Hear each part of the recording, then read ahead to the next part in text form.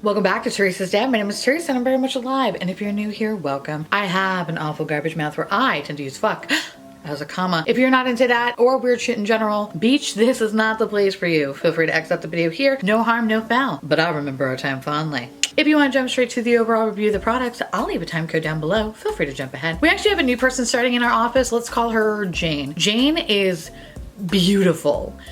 Beautiful. When I see her, I blush. Like, that's how fucking pretty she is. I'm like, oh my God, you're looking at me?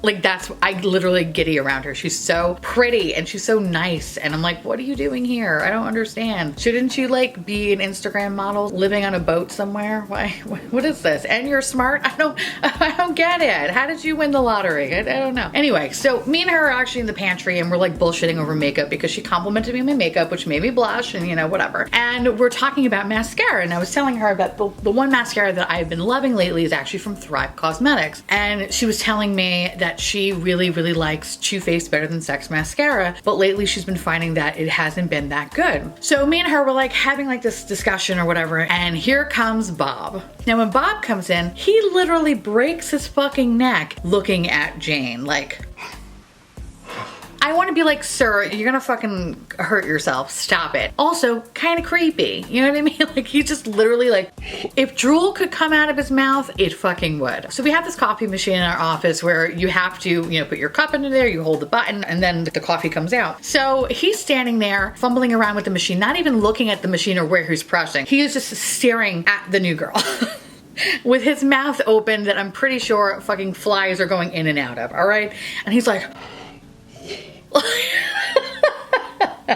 and of course, I'm staring at him and Jane has her back to him. So we're talking about mascara and we start talking about the Better Than Sex mascara. When Bob is just doing his best to just interject into the conversation, like I could see that he's like literally licking his lips. He's ready to jump in. He just doesn't know what to say.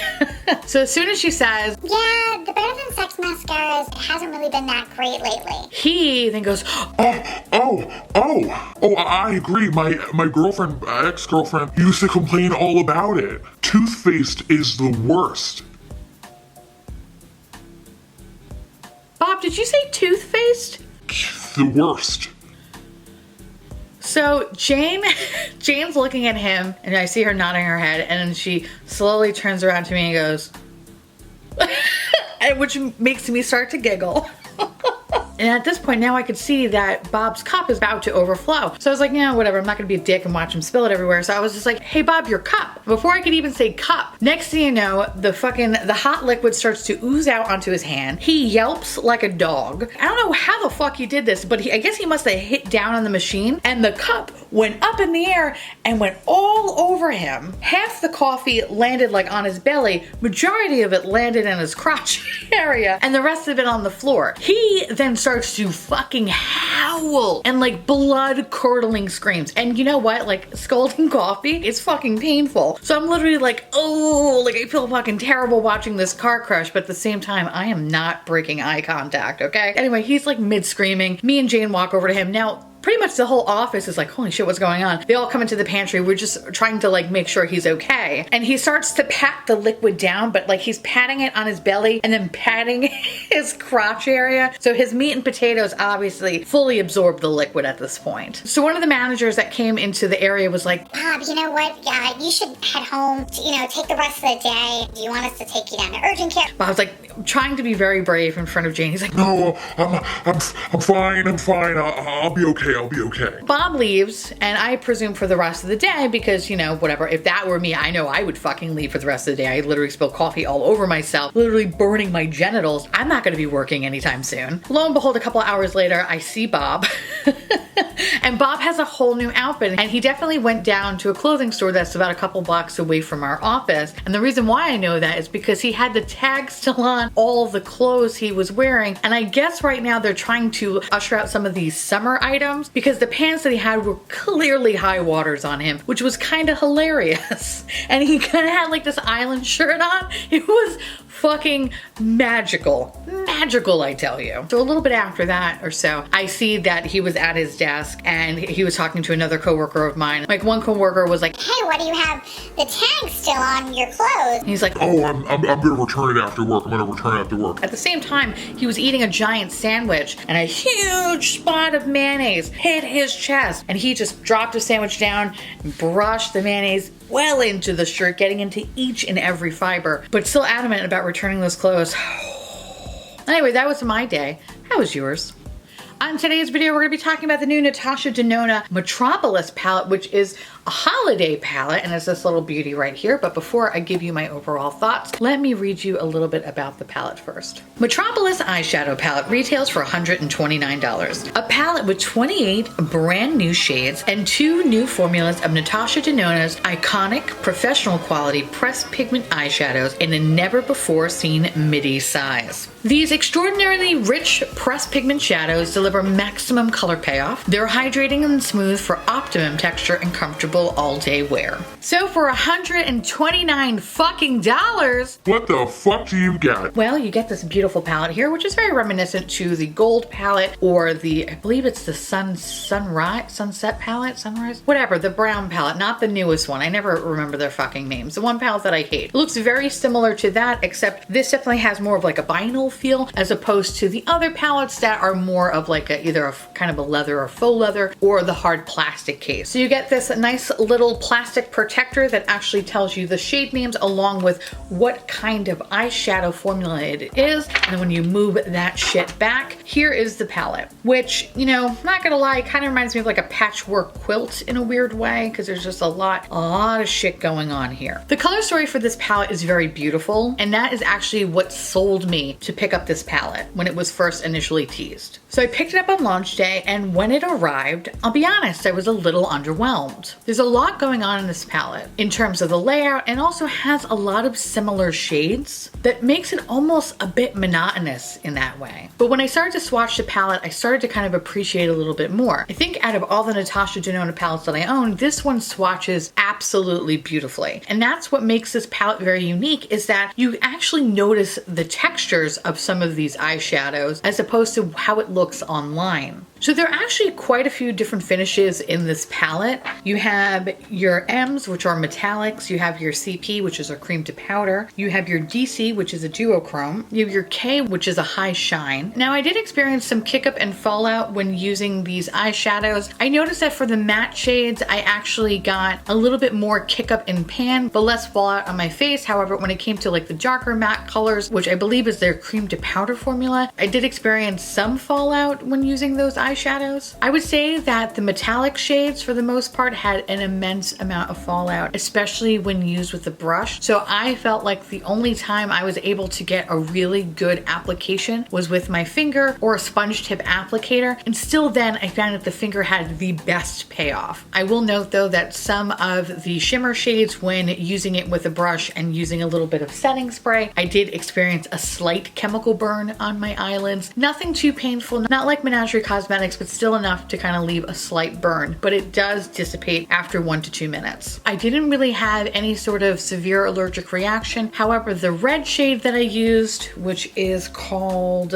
Claret, which is this guy right here, I did use all over my lid today, and I do notice some slight irritation on the outer corner. I feel like it's just a little bit sore. That's usually the case when I use her red eyeshadows, and that was the last palette I think that I got from Natasha Denona. It's either the sunset or the sunrise palette, whatever fucking, that one little palette. When I use that, I noticed that anytime I used any sort of the red shades, I would have a horrible eye irritation. This one is slightly better, but I still feel the tightness in this area, and it just feels overall itchy, and I actually lost some of the product because my eye is tearing up really badly. So that is like one shadow I know I cannot use at all in this palette. So this is the kind of palette that almost requires you to do your eye makeup first and then your base later. There was many a time where it looked like I fucked a fairy all over my face. I found that these shades actually lasted a lot longer on my lids than say her previous palette, which I'd say is a complete step up. So I do find that they are long lasting and a minimal amount of fading, unlike her last palette where where I completely lost a lot of my look, maybe a couple hours after putting on the eyeshadow. Now, when it comes to the matte shades, I found that a fluffy brush was fine when picking up the colors, but I needed to constantly keep going back and building it up, especially over the crease area. So I find that using smaller, denser brushes actually sped up that process. And I actually liked how it blended out when using a denser brush. The color just seemed that much more vibrant. And while the regular mattes I didn't have too many issues with, I did find that they were a little bit stiffer as opposed to like the cream to powder mattes, where it just effortlessly glides across your lid. So with that said, I had a very, very mixed experience when using this palette. When I first used it, I fucking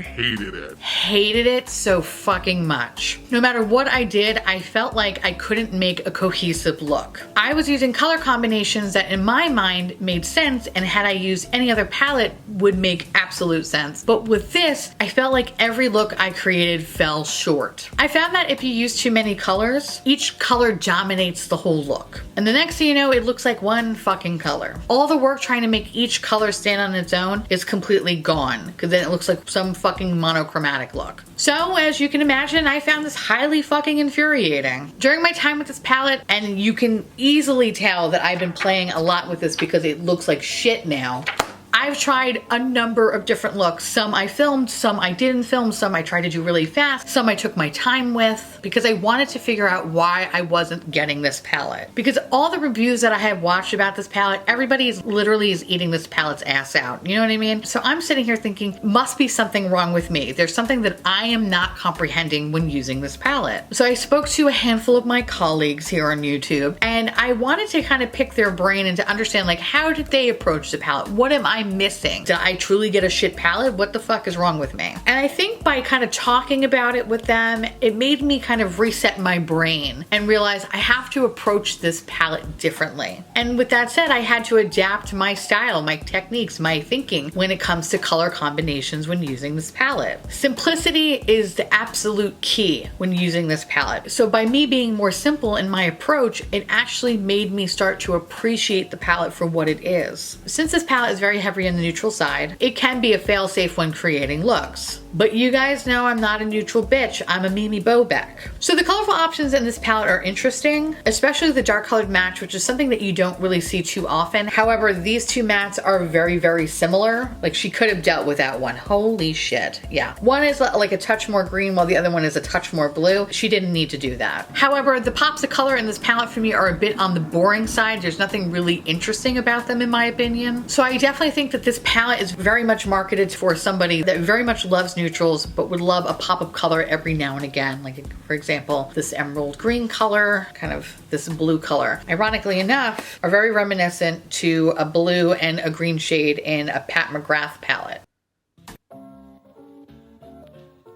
These two are Lethal Cosmetics, Natasha Denona, Pat McGrath, Natasha Denona, Pat McGrath.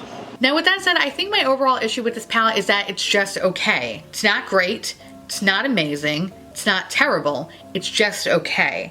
And it's not okay to just be okay, especially for $129 fucking dollars. Like I mentioned earlier, when I first used this palette, I fucking hated it. And I was sure as shit ready to come on here and start yelling about it because that's how angry I was. But then I'm glad that I didn't, because it actually made me take a step back and go, all right, what am I not doing right in my techniques, right? What am I not doing right? Like, how could I make this better? And it took me, no lie, about almost a fucking week to really kind of figure out and play around with this palette and kind of go, okay, now I get it. Now I understand it. And honestly, for $129, I don't think I should have to fucking do that. I shouldn't. I shouldn't have to go through a fucking existential crisis when using a goddamn eyeshadow palette. I have things in my collection that are a much better price point where I literally never have the thought of, like, maybe I should delete my YouTube channel. Like, that's how I fucking got with this fucking palette. Like, it tripped me the fuck up. Here's the deal. I'm gonna definitely keep it in my collection because I have fucking used and abused this shit, right? Like, I really have. And there are some really nice moments in here, especially with this fucking swamp creature thing that I'm giving over here. I fucking love it. And that's what I like about this palette, is that I'm able to kind of create like these fun, grungy, fall-esque looks with it. I understand fully that sometimes you have to be adaptable when using palettes, right? Like, I understand that. But the frustration I had with this palette was on a whole other fucking level. Once I finally figured out the key to success with this palette, I really had to ask myself, was this fucking worth it? And no, it was not. If I could go back Terminator style and prevent me from buying this palette, oh, you best believe, John Connor, I fucking would. So with that said, if you are still interested in picking up this palette, I just say kind of proceed with caution. Please watch other reviews. And if you do have a Sephora close to you that does carry Natasha Denona, I believe this does come into the store at $9.26. Please wait until $9.26 because I think this is something that you kind of have to see in person. I want you to touch it, play with it, lick it, do whatever fucking gross things you want to do before dropping $129 on this fucking thing because this is a small investment. And if you have seen a bunch of reviews and you know and you love Natasha Denona and this is your fucking jam, just know that this is a limited edition piece. If you really wanted to buy it, I suggest waiting for the Sephora fall sale to come around, which I believe is usually like around November to December. I'm pretty sure this will definitely be available up until the new year. I would at least recommend getting this motherfucker on a discount. Why drop all that money when you can get at least 10 to 15 to 20% off. I really was dreading doing this video because I ran through so many emotions when doing it. Just feel very lackluster about it. I don't know. For $129, I really feel like I should be sucking this thing's dick and I'm not. And I think that's what makes me sad about it, is that I spent a lot of money and I'm kind of like, it's okay. That's really how I feel about it. On that note, I want to hear from you guys. Let me know how you feel about this review. If you are interested in picking up this product, if you have it, if you love it, if you hate it, let me know. And on that note, I want to say thank you so much for watching. I truly appreciate it as always. Feel free to like, comment, hit that subscribe button. It's free. And hit that bell icon for notification of all my fucking posts. Follow me on Twitter, Instagram, Facebook, Snapchat, Discord. On Thursdays, we have a podcast called The Miserable 3. And sometimes I'm on my husband's Twitch channel where I just yell about things. And currently we're playing a spooky game, which we will actually be live streaming on Monday night. And I believe I'm releasing this video on Monday. So yeah, all the links will be down below. Come watch us play a spooky game where I just yell about weird shit. I will also put down below everything that I have on my face mixed with this really cool fat bitch shirt that I think every fat bitch boy or toaster should wear because it's fucking awesome. I guess I'll see you little pumpkins later. Bye.